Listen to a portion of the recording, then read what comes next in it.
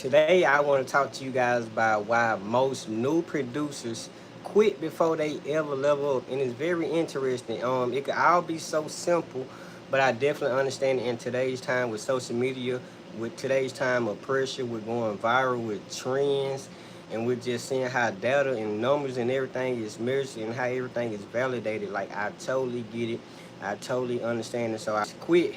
However, I got you as a veteran producer, as a producer that's been doing this for like 15 plus years, just in music in general. I'm starting to identify a few things that can help you guys. So just stay tuned. Make sure you tap in. So I got you. So what we're gonna first identify, we're gonna identify the mistakes that you guys make. That's the very first thing. I'm also gonna provide a solution to keep you going. Also, with the solution to keep you going, it's gonna help build up endurance. By being able to build up endurance, you're gonna not quit. So you're gonna keep leveling up as a music producer, as an artist, as an engineer, just in general, just in general. So let's talk about it. Let's get it.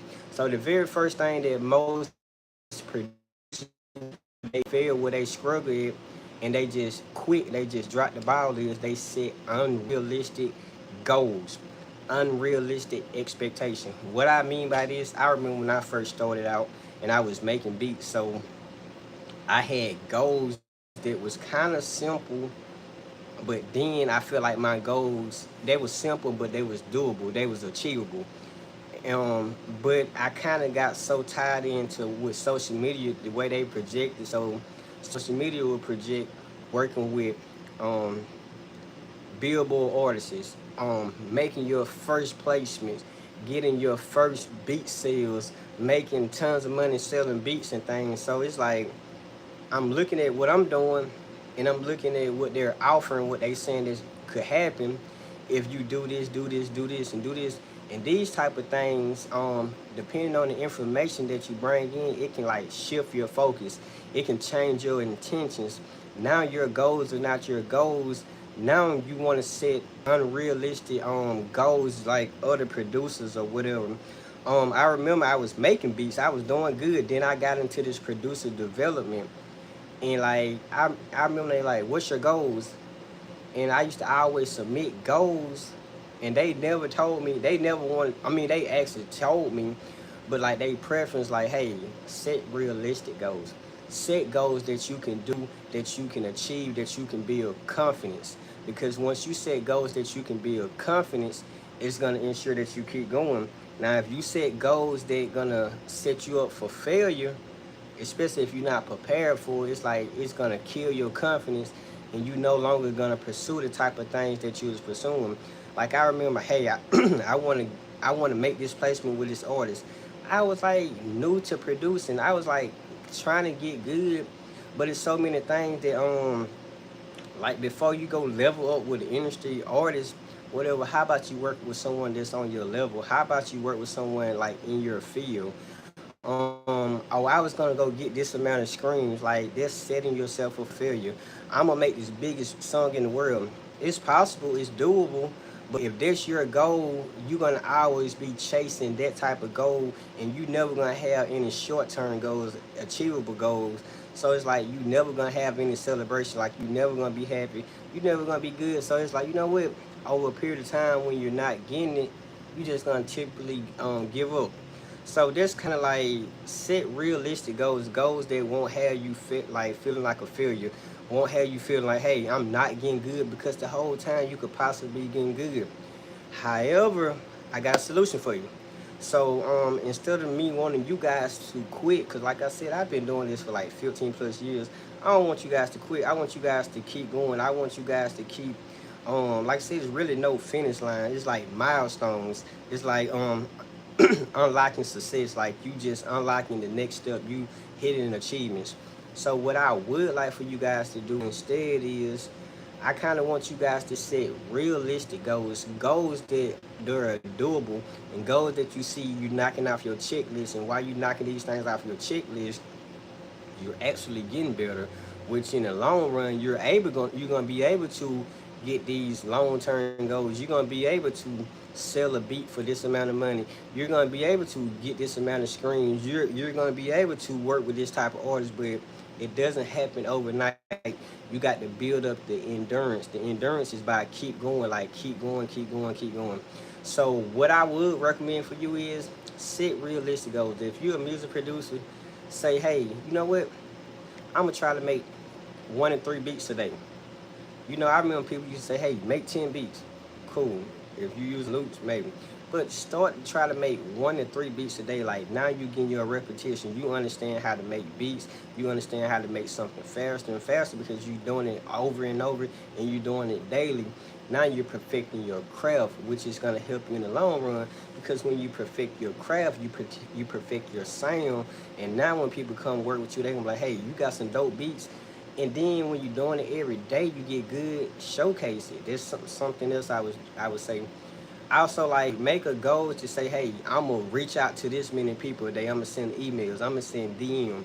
I'm gonna tell people about the work that I do. I'm gonna show the people the work that I do. So when you're able to do those type of things, not only are you building up your catalog, now you're engaging, you networking, you communicating. So you creating these opportunities that you got coming up in the near future. So it's like you're planting your seeds. Most artists, producing engineers, they don't like to plant their seed. They like to get in the lab and then expect for everyone to just automatically come work with them. It don't work like that. Like it doesn't happen overnight. Like you got to build your catalog. So I would basically tell you guys just to do that. Whatever. So it's just like just do this stuff constantly. Also post daily. Post daily. In today's time with social media, like post daily, like post your beats, show your behind the scenes, show like you got to kind of like put yourself out there. This right there is gonna help build up your brand. So this is gonna be all these things that you just doing slowly and silently that's really gonna be working for you and gonna be like a loud boom over the period of time. And that's how you're gonna be able to reach your big goals like later. Like set these small term goals to just to keep going and keep getting these milestone checkers. These are gonna be some boosts. These are gonna be some highs. They're gonna carry you on to your next goal.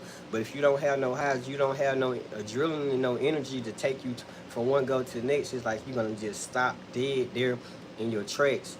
And just gonna be you, which leads into building up endurance. So once again, by doing things over and over, you building up the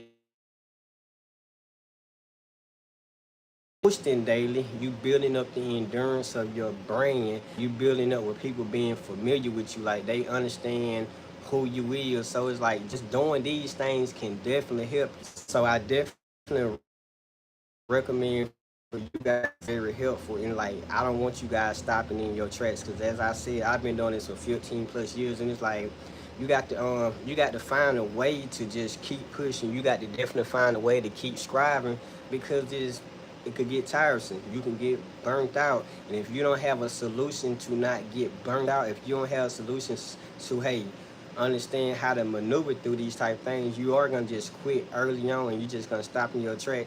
And you know what? Don't be a new producer. Don't act like a new producer. Don't do these things because I'm giving you these tips because I didn't have these things early on. I had to learn these things. I had to figure out how to maneuver and how to navigate throughout being a producer. And also start making investments. Those are small goals. Make investment. Make a goal to, hey, I'm gonna purchase this. Once you invest into yourself, once you invest into yourself and your equipment, it's like you're not going back. So like as you achieve these goals, go celebrate. Go celebrate. Go make a small investment and add to your studio. As you build your studio up, that's definitely gonna build up like confidence, and it's gonna make you so happy. I remember I just started out with a laptop, and then I just started out with a laptop, and then I had a $100 interface. It's still right here. Then I remember when I upgraded and I got like I got my Apollo interface. I'm like, okay, cool. I made like an $800 investment. Okay, cool. I'm in now.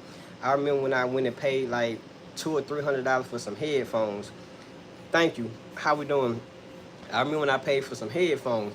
Then I remember when I got on. You guys can't see my smallest speakers right here. I remember when I made my the investments of my PreSonus speaker. I spent like probably like $300 or something. I'm like, cool. Then I went and got these subs right here. I'm like, my bad, man. Everybody blowing up the phone while I'm trying to make one video. So so it's like pretty much when you build up this endurance, you're gonna make these investments. These things are gonna help you keep going as well.